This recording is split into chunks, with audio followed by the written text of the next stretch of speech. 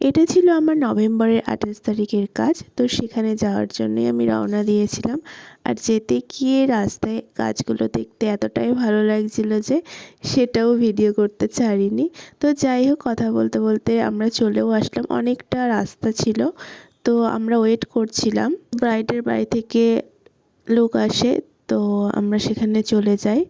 আর যেটা বলেছিলাম, ব্রাইড যে এত ভালো, মানে আমি যাওয়ার আগেও রেডি হয়ে বসেছিল, বিয়ের দিনও আবার রিসেপশনের দিনও। তো যাই হোক, এরকম যেন প্রত্যেকটা ব্রাইডকে যেন এরকমই পাই, জানি হয়ে ওঠে না, তাও চেষ্টা করবে তোমরা সবাই টাইমে বসার। কারণ সবার বাড়ি কাছেও হয় না, অনেকের বাড়ি থাকে অনেকটা দূর, এবার আমাদেরও ফিরতে হয়।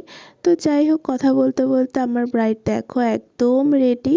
আর ওকে এতটাই ভালো লাগছিল, এতটাই ভালো লাগছিল, ভীষণ সুন্দর লাগছিল। তো আমাকে তো মানে সামনে তো বলেইছি দিদি আমার খুব পছন্দ হয়েছে, এমনকি আমাকে মেসেজও করেছিল যে দিদি ভীষণ সবার পছন্দ হয়েছে আর ওরও খুব পছন্দ হয়েছিল। তো যাই হোক, তো তোমরা জানিও আবার যে ওকে কেমন লাগছে। তো চলো, কথা বলতে বলতে আমার কাজ কমপ্লিট, আমিও টাটা করে বেরিয়ে পড়লাম।